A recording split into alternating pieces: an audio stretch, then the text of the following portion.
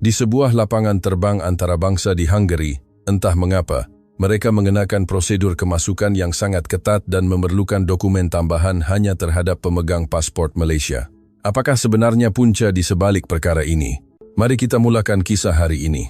Hello, nama saya Gabor. Saya bekerja di bahagian pemeriksaan imigresen di lapangan terbang antarabangsa Budapest Ferenc Liszt. Disinilah tempat tugas saya. Sebagai ketua pengurusan kemasukan bagi polis kebangsaan Hungary, tanpa disedari sudah 5 tahun saya berkhidmat di sini. Setiap kali saya duduk di kerusi yang membosankan itu, saya sering melepaskan keluhan panjang. Menerima paspor, mengesahkan maklumat biometrik, memeriksa visa dan rekod penginapan dengan teliti. Itulah rutin harian saya. Bagi pelancong, ini mungkin saat yang mendebarkan. Tetapi bagi saya, ia hanyalah rutin harian yang berulang-ulang, terutamanya dalam tempoh kebelakangan ini, di mana pemeriksaan kemasukan diperketatkan. Hungary memainkan peranan sebagai pusat transit bagi pendatang tanpa izin dari Timur Tengah, Afrika, dan Asia. Mereka kebanyakannya cuba melalui Hungary untuk menuju ke Eropah Barat. Bagi menghalang situasi ini, kerajaan Hungary telah membina pagar sempadan yang kukuh sejak krisis pelarian 2015 dan melaksanakan kawalan sempadan yang sangat ketat. Kerajaan Hungary memperkukuh dasar pengurusan sempadan untuk mengurangkan pendatang tanpa izin, mewujudkan sistem yang mampu menangkap dan mengusir mereka dengan cepat, serta memperkasakan hukuman undang-undang terhadap mereka yang tinggal lebih masa atau penyeludup manusia. Walaupun begitu, masih terdapat pendatang tanpa izin yang cuba memasuki Hungary. Jumlah mereka dari Timur Tengah dan Afrika telah berkurangan dengan ketara, tetapi pendatang dari wilayah seperti China dan Vietnam semakin meningkat. Inilah realitinya. Hari ini barisan panjang pastinya akan terbentuk. Orang ramai dari pelbagai negara dengan pelbagai rahsia dan ekspresi wajah berdiri di hadapan saya. Ada yang matanya penuh harapan, ada pula yang wajahnya menunjukkan kebimbangan. Mentafsir ekspresi ini juga menjadi sebahagian daripada tugas saya. Pelancong pertama adalah seorang ahli perniagaan Amerika yang melawat Hungary. Saya mengesahkan dokumennya dan bertanya beberapa soalan. Jawabannya jelas dan penuh keyakinan. Saya tidak menemui sebarang masalah, lalu mengecap permit masuk. Seterusnya adalah sebuah keluarga dari United Kingdom. Wajah ibu bapa dan anak-anak kecil mereka berseri-seri dengan keterujaan. Mereka berkata mereka datang untuk bercuti. Saya mengesahkan dokumen, tersenyum sedikit kepada anak-anak, dan membiarkan mereka lewat. Dalam saat-saat rutin ini, saya tiba-tiba menyadari betapa pentingnya keputusan saya. Hanya satu penilaian mampu mengubah perjalanan seseorang, malah mungkin hidup mereka. Terutamanya sejak kebelakangan ini, saya harus lebih berhati-hati. Dasar baharu terus bertambah. Proses pemeriksaan menjadi lebih kompleks. Ancaman keganasan, tinggal lebih masa, masalah paspor palsu. Saya harus mempertimbangkan semua faktor ini sambil membuat keputusan dengan pantas dan tepat. Suatu hari, semasa memeriksa paspor seorang pelancong, saya menemui sesuatu yang mencurigakan. Keadaan paspor itu agak aneh. Biasanya, saya akan terus menghantarnya ke bilik pemeriksaan kedua. Namun, daripada pandangan matanya, saya merasakan satu kejujuran. Gerak hati memberitahu saya bahwa dia adalah pelancong yang tidak bersalah. Oleh itu, saya mengambil tindakan yang berbeza daripada biasa. Saya memintanya memberi penjelasan terperinci dan bertanya tentang keadaan paspor tersebut. Dia kelihatan agak teragak-agak tetapi menjawab dengan jujur. Katanya, paspor itu terjatuh ke dalam mesin basuh secara tidak sengaja dan rosak. Dalam situasi ini, mengikut peraturan, saya wajib menghantarnya ke bilik pemeriksaan kedua. Walau bagaimanapun, saya memutuskan untuk mempercayai kata-katanya. Tentu sekali, ini mungkin pilihan yang berbahaya, tetapi saya percaya pada sikap ikhlasnya dan gerak hati hasil pengalaman bertahun-tahun. Hasilnya, penilaian saya adalah tepat.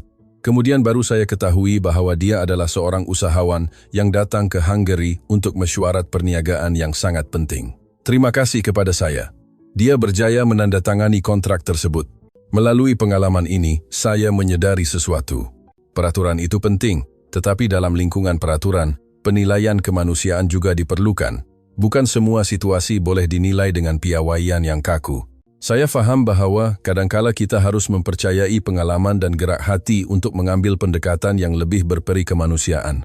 Suatu pagi, saya pergi bekerja seperti biasa, tetapi suasana pejabat terasa luar biasa.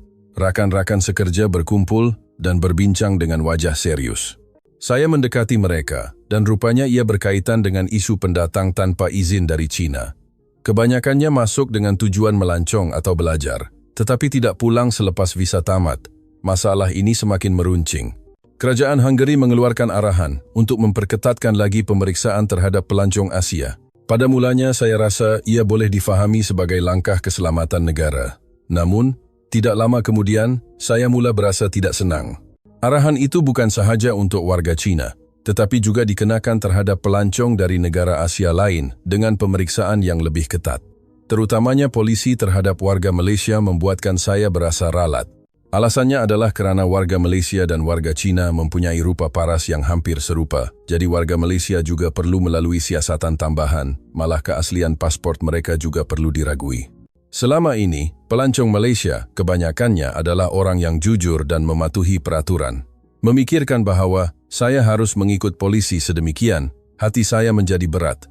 Membiarkan pelancong yang tidak bersalah menghadapi kesulitan yang tidak perlu adalah sesuatu yang dikesali.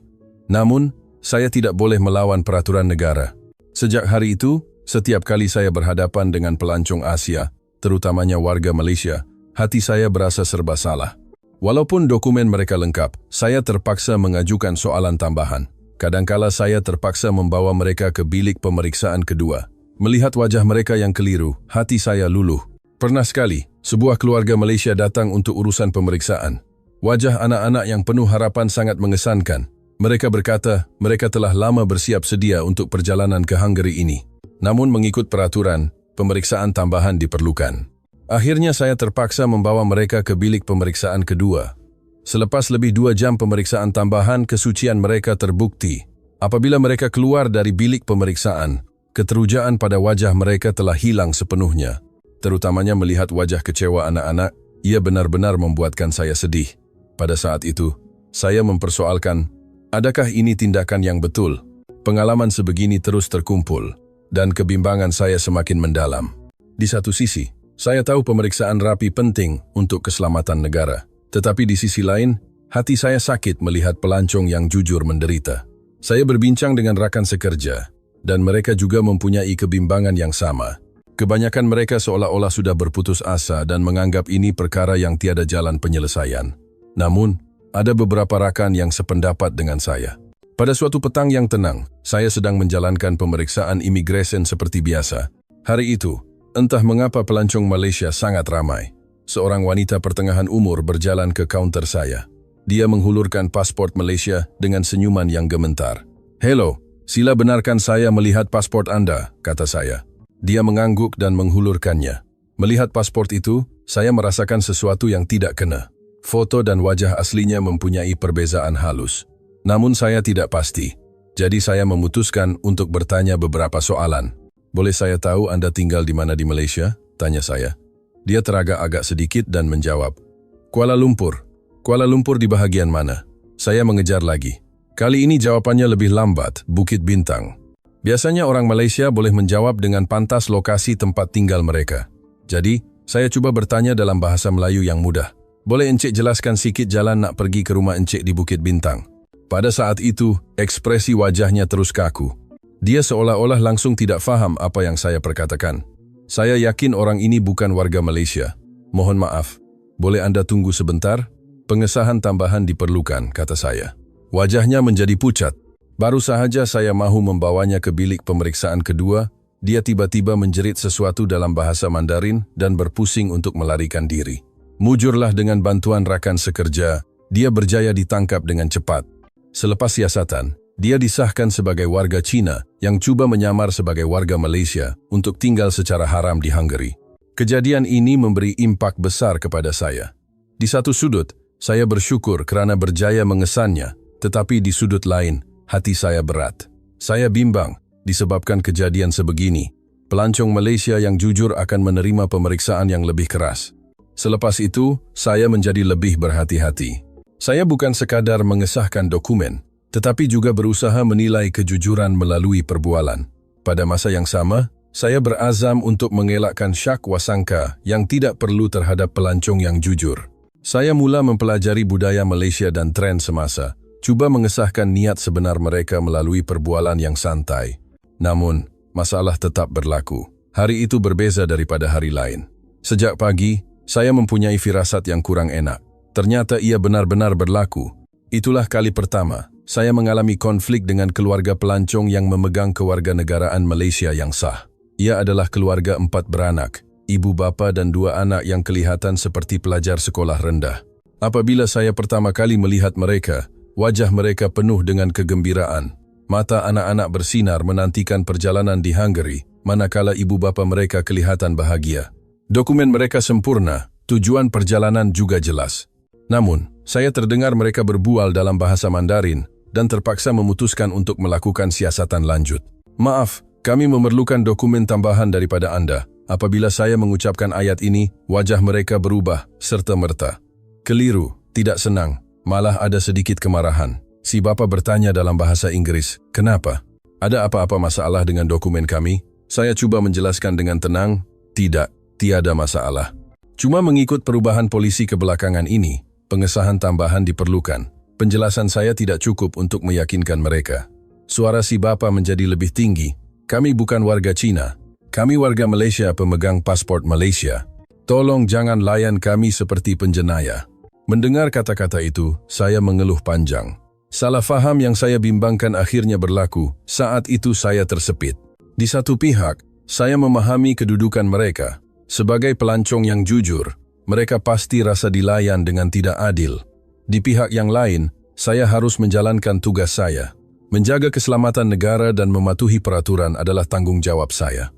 Akhirnya saya terpaksa membawa mereka ke bilik pemeriksaan. Dalam proses ini, melihat wajah kecewa anak-anak adalah perkara yang paling menyedihkan bagi saya. Seorang anak bertanya kepada ibu bapanya, "Ayah, adakah kita buat salah?" Mendengar soalan yang suci itu, hati saya luluh. Sepanjang siasatan tambahan di bilik pemeriksaan kedua, hati saya tidak tenang. Perjalanan mereka bermula dengan cara sebegini adalah sesuatu yang sangat dikesali. Jadi saya coba sedaya upaya untuk menamatkan pemeriksaan secepat mungkin. Kira-kira sejam kemudian, semua prosedur selesai. Seperti yang dijangka, tiada sebarang masalah. Semasa memberikan permit masuk, saya menyatakan permohonan maaf yang tulus, benar-benar minta maaf atas kesulitan ini. Saya berasa sangat kesal. Seiring berjalannya waktu, pemeriksaan terhadap pelancong Malaysia menjadi semakin ketat. Masalah tinggal lebih masa berterusan, dan polisi kerajaan semakin keras. Memeriksa paspor dengan teliti adalah perkara asas. Malah tujuan penginapan dan jadwal perjalanan juga perlu disahkan. Jika penginapan jangka panjang, status kewangan pun perlu disemak. Setiap hari pergi bekerja menjadi beban, kerana saya sering berfikir berapa ramai pelancong Malaysia yang tidak bersalah akan saya susahkan hari ini. Melihat wajah kecewa dan keliru mereka, hati saya turut sakit. Suatu hari, seorang wanita muda Malaysia datang ke kaunter saya. Katanya dia datang untuk belajar di Hungary. Semua dokumen lengkap. Daripada pandangan matanya, saya dapat merasakan kejujurannya. Namun mengikut peraturan, pemeriksaan tambahan tetap perlu dijalankan. "Maaf, pengesahan tambahan diperlukan," kata saya, dan wajahnya terus kaku. "Ada masalah dengan dokumen saya?" tanyanya. Saya menjelaskan dengan lembut, "Tidak, tiada masalah. Cuma mengikut polisi semasa, kami menjalankan pengesahan tambahan terhadap semua pelancong Asia." Matanya penuh dengan kekecewaan. Dalam perjalanan ke bilik pemeriksaan kedua, saya terus mengulang kata-kata maaf. Walaupun saya meminta maaf, wajahnya yang kaku tidak berubah. Mujurlah pemeriksaan tamat dengan cepat dan dia dibenarkan masuk. Namun, keterujaan dan harapan asalnya telah hilang. Semasa saya mengecap permit masuk, saya berkata, "Benar-benar minta maaf. Saya harap kehidupan belajar Anda berjalan lancar." Dia merenung saya sebentar lalu berkata, "Ini mungkin bukan salah Anda, tetapi pengalaman ini menjadi memori pertama dalam hidup belajar saya. Ia benar-benar membuatkan saya sedih." Mendengar ayat itu, hati saya benar-benar hancur. Lama-kelamaan, saya lebih banyak berinteraksi dengan pelancong Malaysia. Reaksi mereka sedikit berbeza daripada jangkaan saya. Walaupun ada yang marah atau merungut, kebanyakan warga Malaysia menunjukkan ketenangan dan kefahaman yang luar biasa.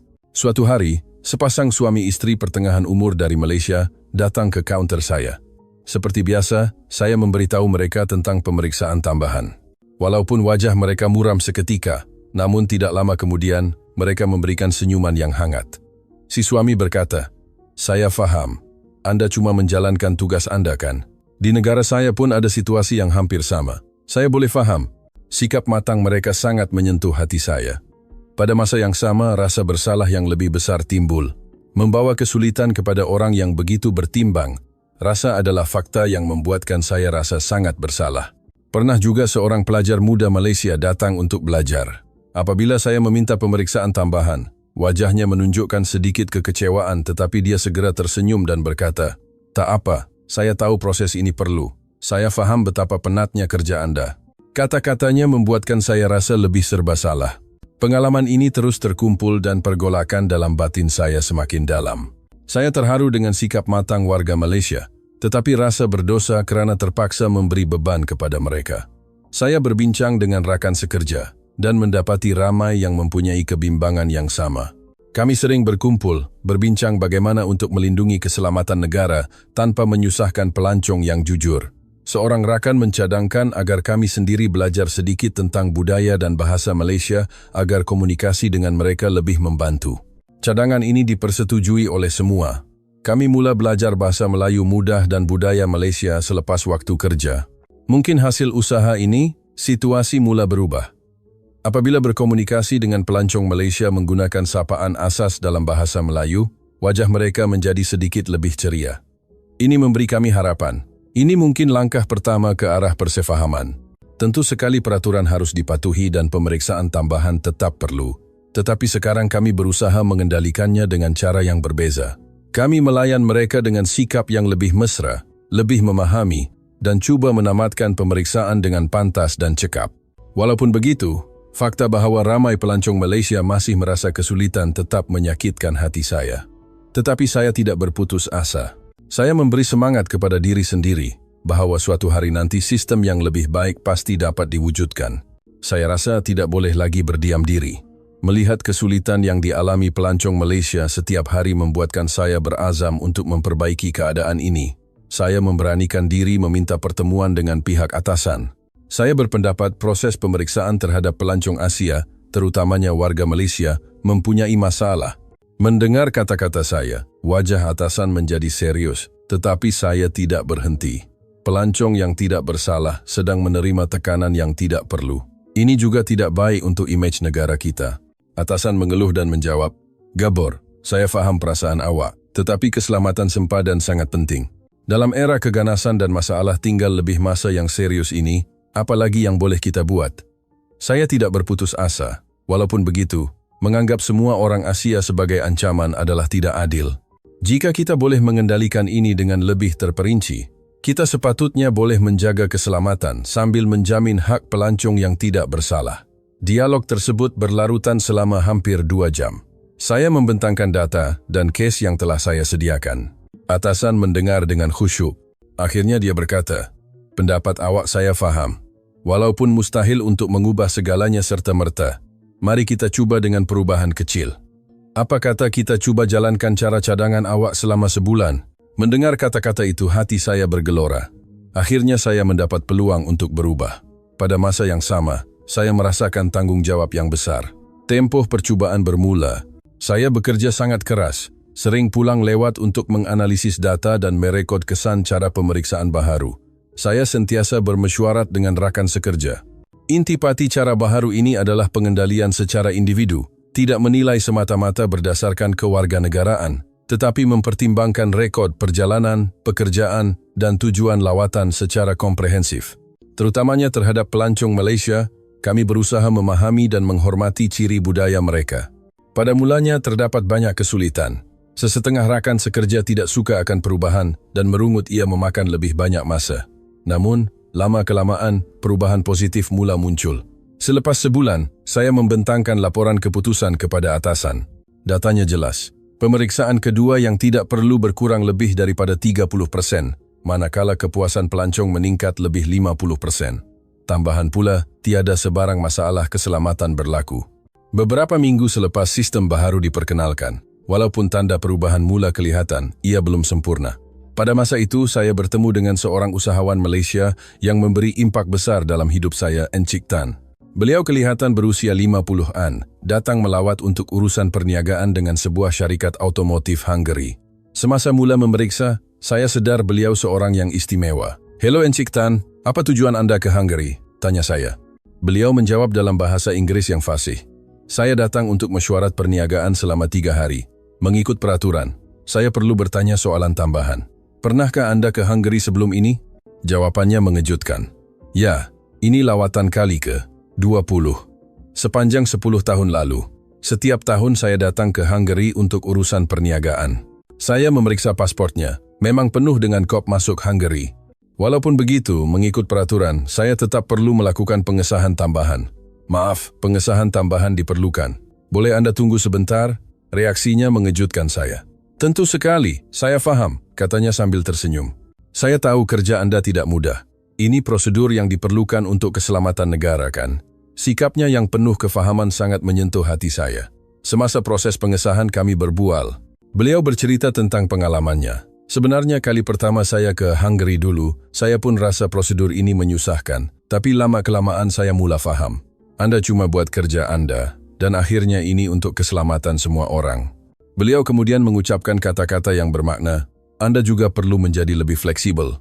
Menganggap semua orang Asia sebagai ancaman adalah tidak betul. Kata-katanya membuatkan saya terdiam seketika. Saya tahu beliau benar. Encik Tan tersenyum dan berkata lagi, ya, perubahan itu sentiasa sukar. Tapi yang penting Anda sedang berusaha. Usaha itu suatu hari nanti akan membawa perubahan besar. Kata-katanya memberi saya keberanian yang besar. Saya sekali lagi yakin bahwa kerja yang saya lakukan adalah bermakna. Pertemuan dengan Encik Tan walaupun singkat, memberi pengaruh yang mendalam terhadap arah tuju saya di masa hadapan. Selepas pertemuan itu, saya mendapat inspirasi yang lebih kuat. Saya rasa selepas ini saya tidak boleh sekadar mematuhi peraturan, tetapi harus membina sistem pemeriksaan yang benar-benar adil dan berkesan. Maka, saya dan rakan-rakan memulakan proyek baharu. Matlamat kami jelas, mengekalkan keselamatan negara tanpa memberi tekanan yang tidak perlu kepada pelancong jujur. Kami meneliti rekod kemasukan tahun-tahun lalu, kes tinggal lebih masa, dan rekod jenayah. Hasilnya mengejutkan, menilai tahap risiko hanya berdasarkan kewarganegaraan adalah tidak berkesan. Berdasarkan penemuan ini, kami menetapkan piawaian pemeriksaan baharu yang mempertimbangkan faktor pribadi, terutamanya bagi pelancong Malaysia. Kami mengambil kira kesedaran undang-undang mereka yang tinggi dan kestabilan ekonomi. Selepas sistem ini diaplikasikan, perubahan luar biasa berlaku. Pemeriksaan kedua yang tidak perlu berkurang lebih 60%. Perubahan terbesar berlaku pada diri saya sendiri. Saya bukan lagi sekadar pegawai pemeriksa yang terikat dengan peraturan kaku, tetapi menjadi perantara budaya yang berkomunikasi dengan pelancong. Sebagai contoh, pernah saya bertemu seorang pelajar muda Malaysia. Dia pertama kali ke Hungary dan wajahnya sangat gemetar. Saya tersenyum lembut dan berkata, "Selamat datang ke Hungary. Saya harap Anda berjaya dalam pelajaran." Matanya terbeliak luas. "Bahasa Melayu Anda sangat bagus." "Terima kasih, saya belajar sedikit kerana ingin memahami budaya Malaysia." Hanya dengan perbualan ringkas itu, saya dapat merasakan kegugupannya hilang. Perubahan kecil sebegini terkumpul mencipta perbezaan besar. Pelancong tidak lagi melihat kami sebagai pengawal yang dingin, tetapi sebagai pemandu yang mesra. Tentu sekali cabaran masih ada. Ada rakan sekerja yang tidak suka perubahan, dan pihak atasan juga ada suara-suara kebimbangan. Ada juga yang cuba mengambil kesempatan secara jahat atas usaha kami untuk masuk secara haram. Namun begitu, kami akan terus maju. Kami akan berusaha membina sistem yang lebih baik dan cuba memahami lebih banyak budaya. Saya bermimpi suatu hari nanti semua pelancong dapat melintasi sempadan dengan senyuman. Titik permulaan semua perubahan ini adalah para pelancong Malaysia. Saya tidak akan melupakan fakta ini. Kerana kefahaman, kematangan, dan kesabaran, merekalah kami dapat sampai ke tahap ini. Jadi sehingga hari ini, setiap kali saya melihat pelancong Malaysia masuk ke immigration, saya akan merasa satu penghargaan yang istimewa. Bahagian 2. Kisah pelajar Malaysia di Sepanyol. Kisah kedua bermula di sini. Seorang pelajar dari China menjerit pencuri ke arah seorang pelajar dari Malaysia. Ramai rakan terkejut dengan kata-kata pelajar China itu, manakala pelajar Malaysia yang dituduh pula merasa sangat terkilan. Apakah sebenarnya punca di sebalik kejadian ini? Mari kita lihat kisah hari ini. Hello, saya Maria, tinggal di Barcelona, Sepanyol.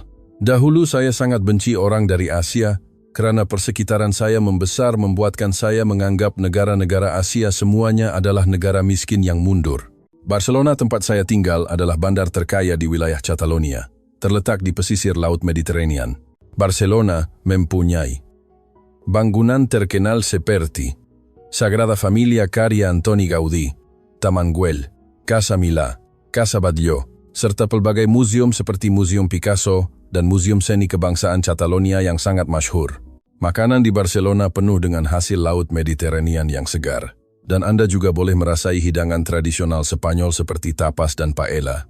Masalahnya adalah, bersama dengan jutaan pelancong, terdapat juga ramai pendatang tanpa izin yang tinggal di Barcelona, terutamanya dari Asia seperti China, Pakistan, India, Filipina, dan Bangladesh. Spanyol dari semasa ke semasa melaksanakan rancangan pemutihan bagi pendatang tanpa izin. Jika seseorang pendatang tanpa izin menetap di Spanyol melebihi tempoh tertentu tanpa rekod jenayah dan dapat membuktikan rekod pekerjaan, kerajaan akan memberikan permit untuk mereka tinggal dan bekerja secara sah. Mungkin kerana inilah pendatang tanpa izin sangat ramai. Masalahnya ialah mereka bekerja dengan gaji rendah dalam sektor perkhidmatan, perdagangan, pembinaan, dan perniagaan kecil. Ini menjejaskan paras gaji asal warga Spanyol.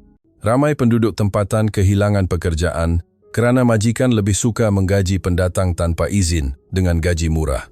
Ayah saya bekerja di tapak pembinaan untuk tempoh yang lama, dan beliau sering menyatakan rasa tidak puas hati terhadap pendatang tanpa izin. Beliau berkata harga barang naik tetapi gaji tidak naik, malah menurun. Beliau juga berkata mereka semua patut diusir. Oleh sebab pendatang tanpa izin semakin ramai, ayah saya sering tiada kerja dan terpaksa berehat di rumah, menyebabkan keluarga kami mengalami kesulitan ekonomi. Bukan itu sahaja, di kawasan Raval tempat saya tinggal, sewa rumah asalnya murah tetapi meningkat kerana lambakan pendatang tanpa izin. Selain itu, mereka yang tidak mendapat perlindungan undang-undang mula terlibat dalam jenayah seperti seluk saku. Penduduk tempatan di tempat saya sering menjadi mangsa seluk saku, malah ada rumah yang dimasuki pencuri. Kawasan Raval mendapat imej negatif yang kuat. Penduduk asal mula berpindah keluar. Tetapi keluarga saya yang tidak mampu terpaksa terus tinggal di sana. Walaupun keadaan sekarang sedikit baik, ia masih dianggap kawasan yang digeruni oleh ramai orang. Pelancong pun jarang datang ke kawasan saya.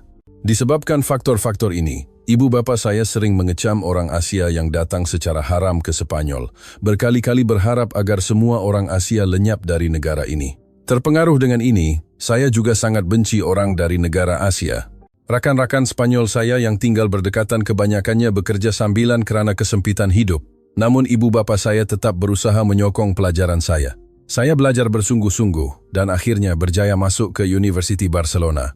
University Barcelona adalah salah satu institusi pendidikan paling masyhur di Spanyol, ditubuhkan pada tahun 1450.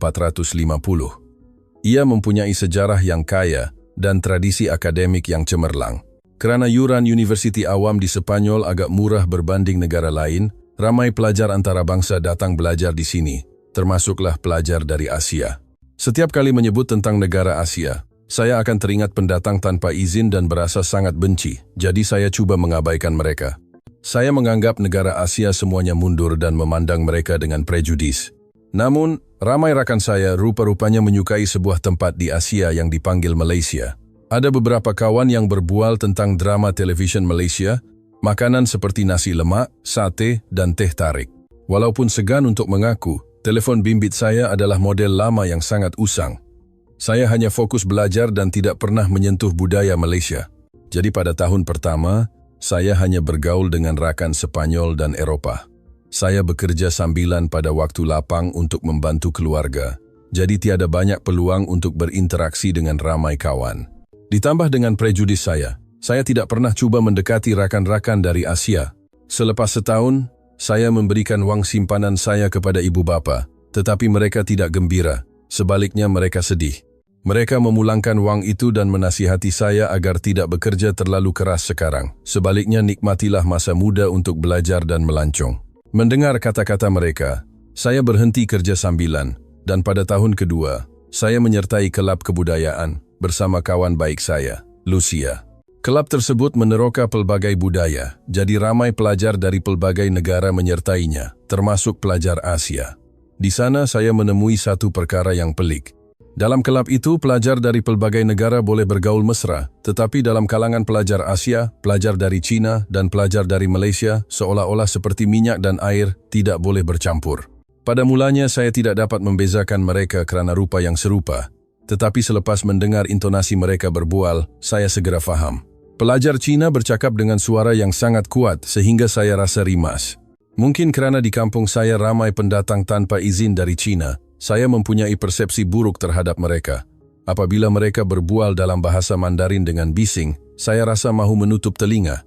Sebaliknya, pelajar Malaysia, apabila berbual sesama sendiri, saya dapati mereka lebih tenang dan bersopan. Pelajar Malaysia seolah-olah tidak kisah tentang pelajar Cina, tetapi pelajar Cina pula menunjukkan sikap berwaspada terhadap pelajar Malaysia. Ramai rakan Eropah nampaknya sudah terbiasa dengan suasana ini. Saya bertanya kepada Lucia, apa yang sebenarnya berlaku antara rakan Malaysia dan Cina itu? Lucia memberitahu saya bahawa dahulu semasa kelab mempelajari sejarah dan budaya Asia, seorang pelajar Cina berkata, di hadapan rakan Malaysia, bahawa Malaysia hanyalah negara kecil yang tidak sepenting mereka, malah mendakwa banyak budaya di Asia berasal dari Cina. Rakan Malaysia menyangkal pendapat itu, dan suasana menjadi sangat buruk. Sejak itu, mereka tidak lagi berbual. Secara jujur, saya tidak berminat dengan perkara itu. Cuma saya rasa hubungan mereka memang tidak baik. Melalui kelab itu, saya mula mengenali budaya Malaysia dan mendapati ia sangat hebat. Terutamanya filem dan muzik Malaysia yang sangat menarik. Saya mula mencari banyak maklumat tentang Malaysia dan buat pertama kalinya, saya mendekati orang Asia secara aktif dan bertanya kepada rakan Malaysia tentang negara mereka. Tindakan saya ini nampaknya tidak disenangi pelajar Cina. Apabila saya menonton filem Malaysia, mereka akan berkata filem Cina lebih menarik dan cuba memperkenalkan budaya mereka kepada saya. Ia berlaku berkali-kali sehingga ke tahap merimaskan. Saya pun cuba menonton beberapa drama Cina. Pada mulanya menarik, tetapi lama-kelamaan saya rasa plotnya hampir sama dan agak klise. Drama Malaysia pula mempunyai tema yang lebih pelbagai dan isi cerita yang kaya, membuatkan orang ingin tahu apa yang berlaku seterusnya. Tambahan pula, saya mendapati perbezaan besar antara orang Malaysia dan orang Cina. Pelajar Cina sering mencelah semasa orang lain bercakap dengan suara yang lebih kuat, manakala pelajar Malaysia pula akan mendengar dengan tekun dan menunjukkan rasa hormat. Jadi saya mula menyukai pelajar Malaysia dan banyak berkomunikasi dengan mereka. Bukan saya sahaja, ramai rakan Eropah juga nampaknya lebih menyukai pelajar Malaysia. Pelajar Malaysia sentiasa dikelilingi ramai kawan Eropah, manakala pelajar Cina kebanyakannya hanya berkumpul sesama mereka. Dalam suasana yang dingin ini, satu kejadian berlaku di kelab. Hari itu adalah hari yang dijadwalkan untuk menonton filem Malaysia. Apabila saya masuk ke bilik kelab, ramai kawan sudah berkumpul dan suasana sangat bising. Seorang pelajar Cina bernama Li Mei sedang menjerit ke arah seorang pelajar Malaysia bernama Mei Ling, atau dalam cerita asal, Yating.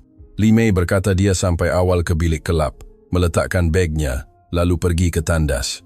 Apabila dia kembali, hanya Mei Ling yang ada di dalam bilik itu. Kemudian dia mendapati dompet jenama mewahnya yang mahal telah hilang. Mei Ling yang datang awal untuk menyediakan tayangan filem berkata, dia langsung tidak tahu siapa yang masuk dan tidak pernah menyentuh beg Li Mei. Tetapi Li Mei berkeras mengatakan Mei Ling yang mencurinya. Dia menjerit meminta beg Mei Ling digeledah. Mei Ling sangat marah dan menafikan tuduhan itu. Li Mei malah mengeluarkan kata-kata yang menghina Malaysia, mendakwa Malaysia adalah negara miskin yang penuh dengan pencuri, sebab itulah mereka mencuri barang orang lain. Mei Ling yang merasa sangat terkilan akhirnya mengeluarkan semua isi bagnya untuk membuktikan dia tidak bersalah.